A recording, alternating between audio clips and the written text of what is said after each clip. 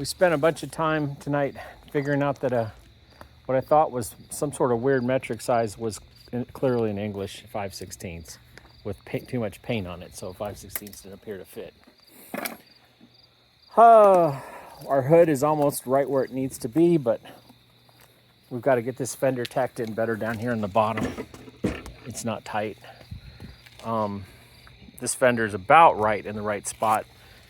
We're gonna have to space it up here. The damage to this frame rail over here on the left is pretty extensive, and it's just not perfect. We've got it out roughly here where it needs to be, but the rest of it is just not quite straight, and we're gonna have to re-drill a hole or two and space up the bolt that holds this fender at this corner. We've, like a typical fender or front bumper cover, these cut loose. Probably somebody drove into a parking lot with the thing lowered or something and scrunched it, or just drove up against something and that'll scrunch it, breaking those. And so you put zip ties on them like I've done there, and hopefully they hold. Or the zip ties break whenever you do it the next time. Not a big deal. Anyways, our bumper beam, we've got to figure out roughly where it belongs and bend our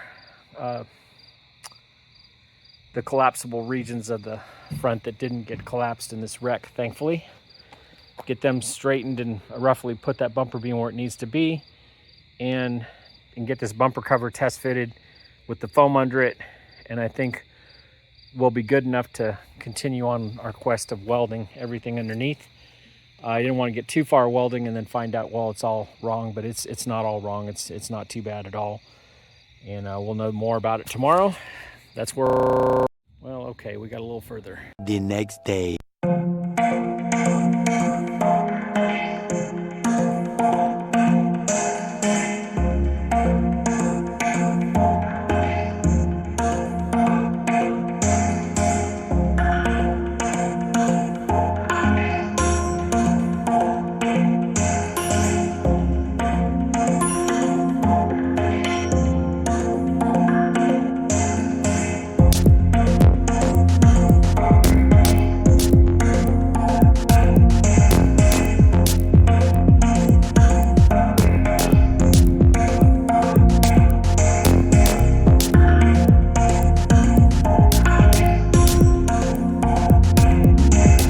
All right, well, we caught some of that on video. The less embarrassing parts were hidden from view by the car. But this bumper beam, you can see it's off by, looks like we're gonna space it out about 1/4 of an inch on this one side and it'll be level. The main issue we've got at this point is that we have to complete this welding here and over here. There's stuff to seam up, and then once that's done, we can bolt all the fenders in place and everything. So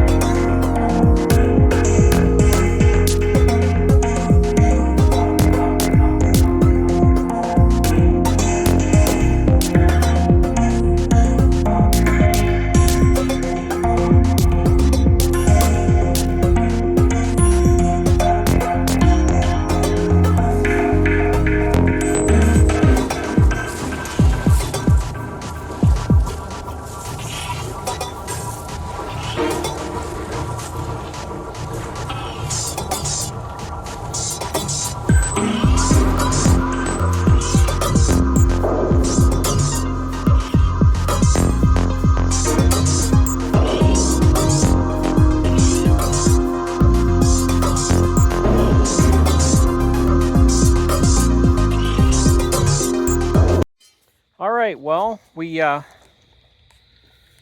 managed to get the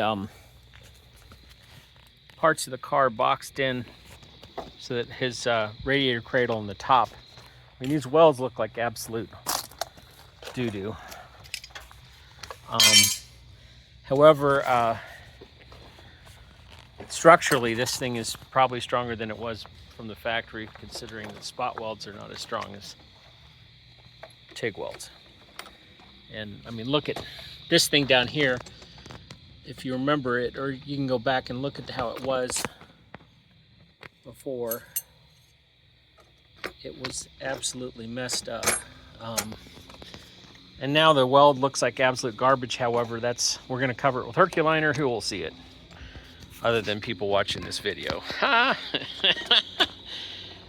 Weren't able to weld under this. There is an exposed cut through here. However, I would bank on this being as strong as it was before. Just different configuration. Anyhow, tomorrow we're going to Herculiner the lower half of this from about here, Bubby, down. You want Herculiner, okay? Yep. And we have the Herculiner, so we'll just coat a bunch of this so it won't rust. And we'll clean it up really good, of course, first. We're also going to saw through this horn for the bumper mount and cut about 1/4 of an inch out of it so that the bumper is level. We've spaced it out here. That's a bad idea. It's just not where it needs to be when we put the fenders and everything where they need to be, because this car took a hit. I'm guessing this is its second ride, maybe its third. I don't know. Anyhow, the good news though is we're in the home stretch for putting this thing back together, and he's hoping to take it. Is it to prom? Is that where you're taking it? Homecoming. So it won't be painted for homecoming, but you'll be able to put the top down. What the heck? All right. Well, enough of that.